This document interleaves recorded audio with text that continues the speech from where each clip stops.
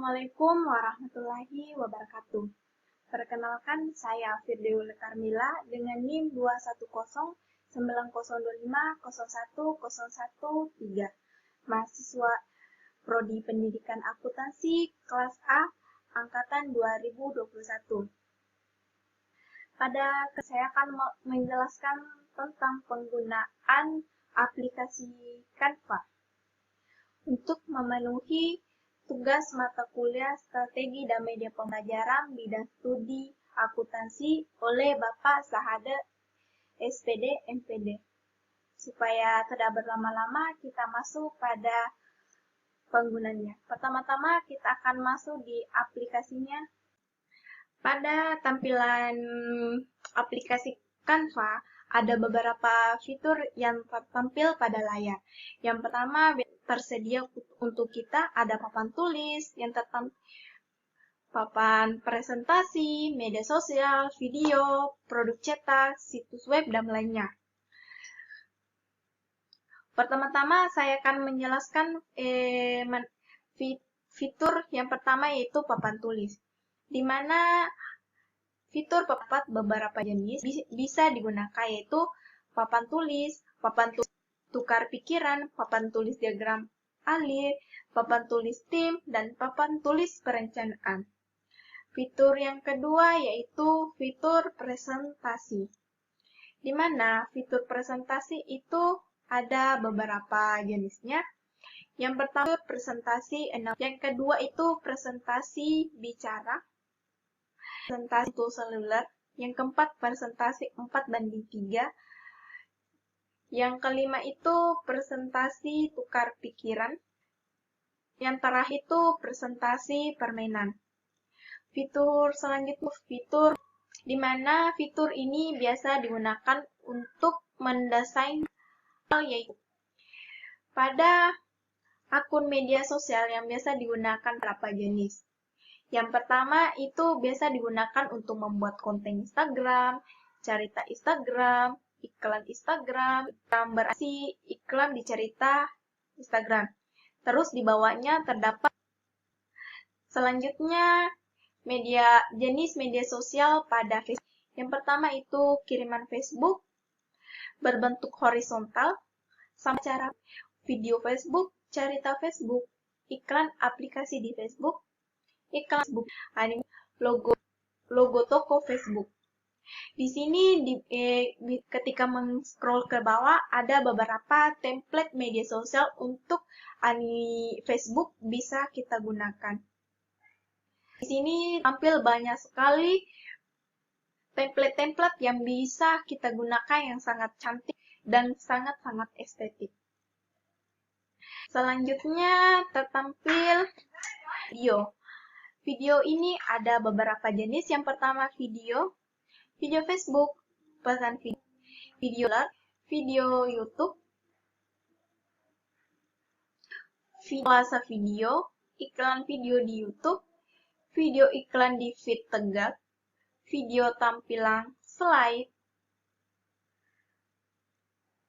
serta iklan video di LinkedIn, video TikTok, dan pin video Pinterest. Fitur yang kedua yaitu ada di mana produk cetak ada beberapa jenisnya. Biasanya populer digunakan yaitu undangan, kartu pos, telegram, stiker. Jenis pada produk cetak yaitu ada yang pertama itu pemasaran, biasanya digunakan pada poster, selebgram, kartu pos, cangkir, kartu nama bisnis, kartu pos real estate, dan stiker. Jika kita men-scroll ke bawah yang seperti tertampil di layar, template yang cantik bisa digunakan. Selanjutnya, jenis produk cetak yang kedua yaitu hadiah. Bisa kita lihat di layar ada beberapa jenis produk cetak hadiah yang biasa digunakan. Cangkir, cetakan kanvas, kupon hadiah, stiker lingkaran, label, undangan persegi, poster tegak. Di sini ada beberapa template pada hadiah yang bisa kita gunakan. Jenis yang kedua yaitu adalah tulis, di mana biasanya ada beberapa, seperti yang tertampil beberapa jenis alat tulis. Yang pertama itu bisnis, yang kedua selebaran tegak, poster tegak, kalender dinding, kartu nama bisnis vertikal, label, laporan, proposal, kop surat, resume, kartu pos, undangan persegi, sertifikat, landscape atau landscape, stiker lingkaran. Ada di sini jika kita men-scroll ke bawah ada beberapa template yang bisa digunakan untuk sampul buku, kop surat, untuk undangan, dan sebagainya. Jenis produk cetak yang kedua yaitu kartu, di mana ada beberapa jenisnya, yaitu biasa digunakan untuk undangan berbentuk persegi, kartu yang landscape pernikahan, kartu pos kosong, undangan ulang tahun, undangan syukuran, wisuda, pengumuman, undangan berbentuk tegak, kartu ucapan terima kasih. Di sini jika kita men-scroll seperti yang dilihat itu beberapa template kartu ucapan atau undangan.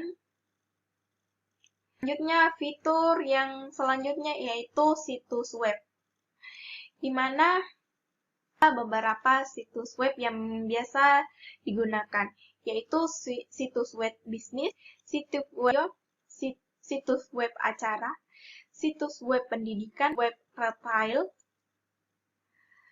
situs web tautan biografi, akhir yaitu. Selanjutnya pada yang terakhir itu jika kita mengklik tampilan seperti pada layar infografis, wallpaper desktop, diagram, sampul buku. Mendapatkan semua ini bisa kita lihat pada fitur yang ada pada Canva. Selanjutnya saya masuk pada model presentasi. Yang saya gunakan itu presentasi pada 4:3. Seperti yang tertampil pada layar, ketika kita mengklik pada fitur presentasi akan muncul seperti pada di layar, di mana ada beberapa fitur yang bisa kita gunakan. Pada fitur template, di mana kita disediakan beberapa template yang bisa kita gunakan.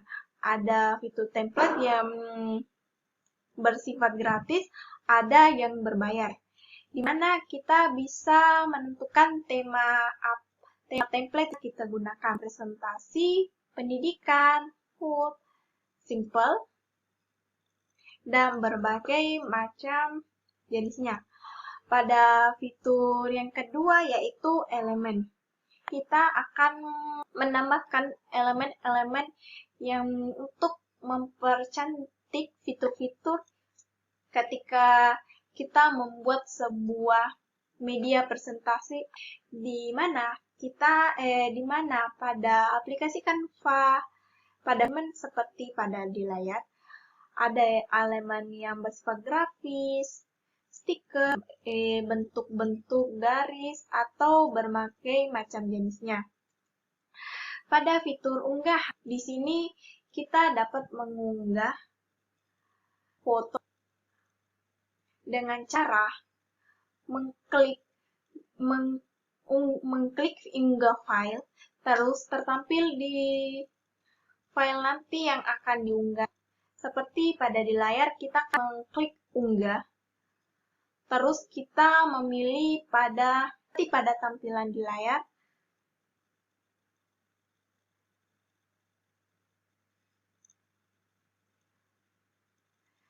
akan kita diarahkan pada tampilan pada fitur file manager pada komputer.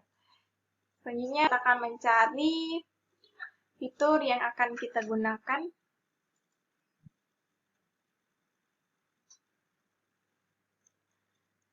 Di sini saya akan menggunakan fitur foto yang seperti pada layar supaya kita dapat menggunakannya. Terus selanjutnya pada fitur teks, di mana fitur teks ini pada fitur teks kita dapat menambahkan beberapa teks sesuai dengan keinginan.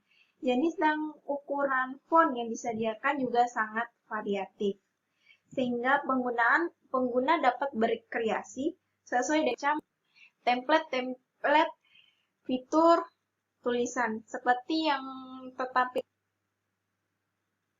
ada berbagai macam fitur penulisan teks atau template yang bisa kita gunakan.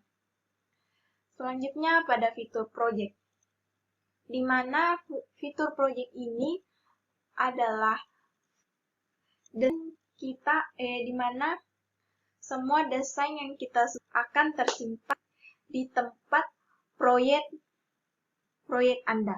Seperti yang tertampil pada layar, ada beberapa proyek yang. Selanjutnya, fitur yang ketiga yaitu foto. Fitur ini menyediakan berbagai foto atau template tak gunakan, seperti fitur background, foto bunga, foto hewan, dan foto berbagai macam fitur aplikasi. Seperti yang tertampil di sini, kita menggunakan seperti aplikasi gaya, audio, video, latar belakang, bagan. Yang populer biasa digunakan yaitu QR Code YouTube.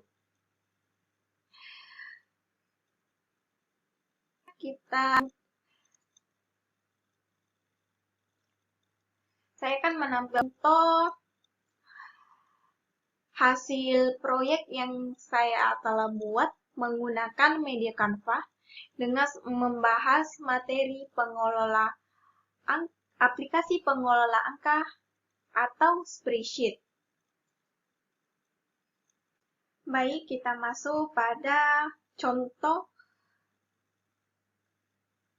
penggunaan Canva pada media presentasi, di mana saya akan menjelaskan tentang pengelola angka spreadsheet. Pertama-tama saya akan menjelaskan apa itu pengertian program pengelola angka spreadsheet. Mengelola data berupa angka, kemampuan aplikasi ini antara lain pembuatan tabel data, pengolahan data, dengan menggunakan rumus, grafik, database, dan lain-lain. Dalam hal ini, angka yang sering muncul di bidang bisnis, ilmiah, perencanaan, dan pembuatan statistik, pembuatan lembar kerja, pengelolaan angka untuk data atau basis data dan grafik. Di mana sebuah program aplikasi lembar kerja spreadsheet yang dibuat dan didistribusikan oleh Microsoft Corporation untuk sistem operasi Microsoft Windows atau MOS.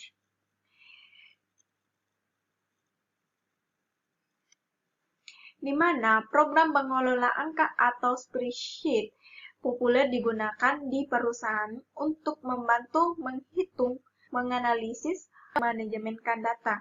Secara umum, program pengelola angka adalah data berbentuk kotak dengan baris dan kolom yang berisikan perhitungan-perhitungan tertentu yang digunakan untuk menganalisis data berupa data statistik, perhitungan akuntansi, dan pembuatan time schedule atau grafik.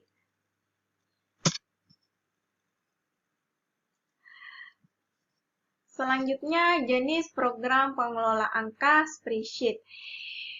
Salah satu program pengelola angka yang populer digunakan di perusahaan adalah Microsoft Excel.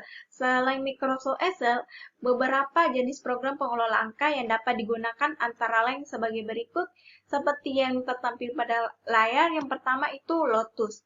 Lotus 123 merupakan aplikasi pengelola angka yang dikeluarkan oleh EMB. Aplikasi ini dapat dioperasikan di sistem operasi Windows, di mana Lotus juga dapat menukarkan dokumen dengan aplikasi lain seperti Excel, merupakan aplikasi pengelola angka yang masih dalam tahap pengembangan, tetapi fungsi sheet standar sudah bisa digunakan.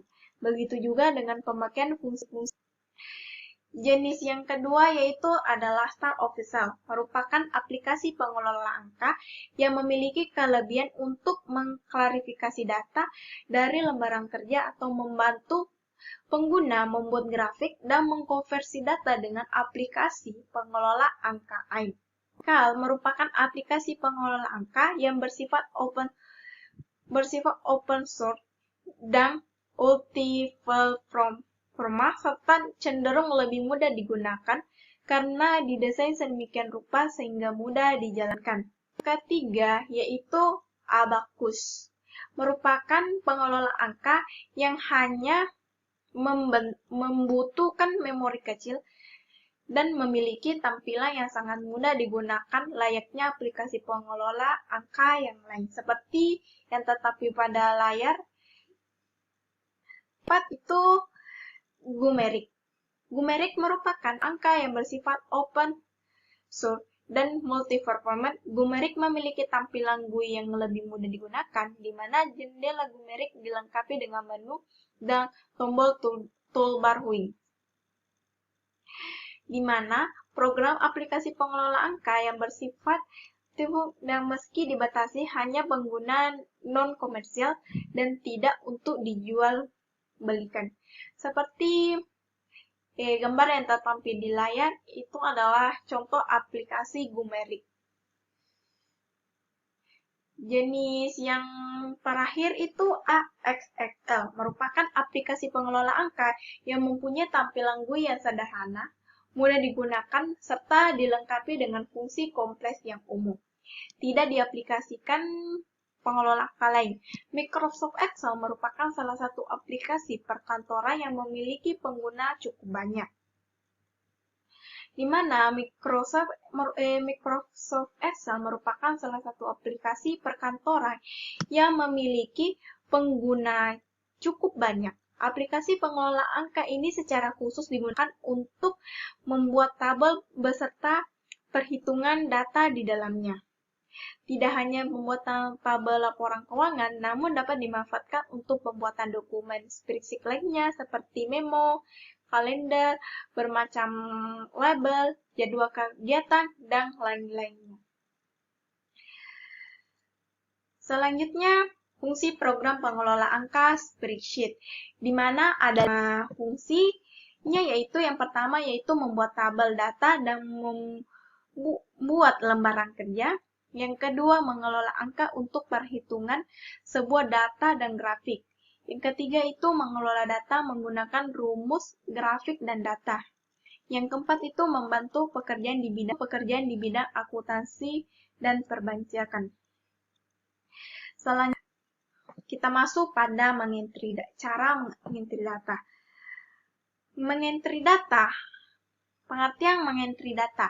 Data entry adalah istilah yang cukup luas karena mencakup sejumlah pekerjaan yang dilansir dari The Blank Check. Menurut mereka, profesi data entry meliputi banyak pekerjaan, mulai dari pemrosesan data elektronik, pengetikan, pengelola angka, dan transkripsi.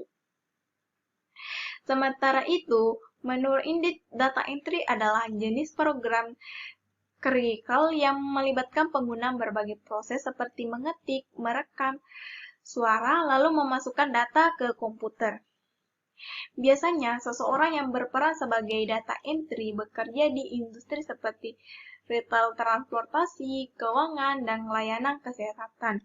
Akan tetapi, Sebagian besar perusahaan sebenarnya memerlukan seorang data entry karena dianggap memiliki tugas dasar untuk menjalankan fungsi di kantor sehari-hari. Selanjutnya, tanggung jawab pekerjaan. Ada 10 macam jawab pekerjaan dalam mengentri data. Yang pertama itu mempersiapkan dan menyortir dokumen sebelum datanya dimasukkan ke dalam komputer. Yang kedua, memasukkan data ke dalam database milik perusahaan. Yang ketiga, memeriksa dan memastikan keakuratan data yang dimasukkan ke dalam database. Yang keempat, menyelesaikan perbedaan informasi dan data yang tidak lengkap. Yang kelima, membuat data cadangan yang menjadi bagian dari rencana kontingensi. Yang keenam, menanggapi permintaan informasi dari anggota yang berwenang. Yang ketujuh, menguji sistem database baru dengan pembaruan dari perangkat lunak. Mengelola dokumen dan catatan dengan baik. Yang kesembilan, menyiapkan laporan yang relevan sesuai dengan kebutuhan. Yang terakhir 10, menerima dan memproses invoice untuk pembayaran dan memperbarui rincian invoice, mengidentifikasi dan mengoreksi kesalahan saat memasukkan data menggunakan metode kontrol.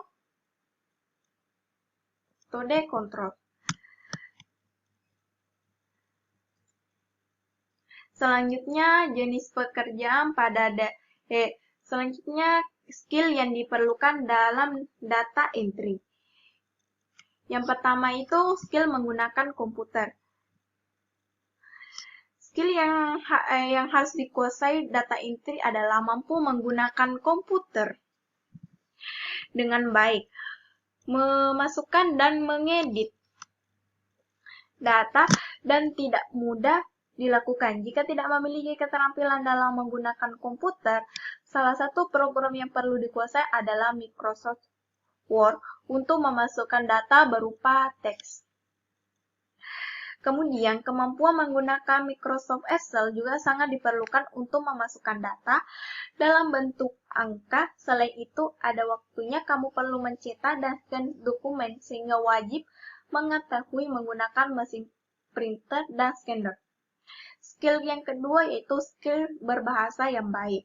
Memahami suatu data bukanlah hal yang mudah. Itulah mengapa skill berbahasa yang baik juga harus dimiliki. Kemampuan bahasa Indonesia harus benar-benar mumpuni agar lebih mudah untuk membaca, menulis, dan mengoreksi data. Skill yang ketiga yaitu mengetik dengan cepat dan cermat. Di mana mengetik dengan cepat dan cermat adalah salah satu skill yang harus dimiliki. Tanpa memiliki skill ini, bisa dipastikan kamu akan kesulitan untuk dalam memasukkan data. Juga perlu kecermatan. Jika tidak teliti, maka besar. Skill komunikasi. Skill yang terakhir adalah skill komunikasi, di mana di tempat kerja adalah komunikasi. Jika kamu bekerja di kantor, pasti akan berhubungan dengan atasan dan kolega secara langsung. Di mana tanpa memiliki skill komunikasi dan tentu saja akan membuatmu kebingungan saat ingin bertanya jika ada masalah pekerjaan.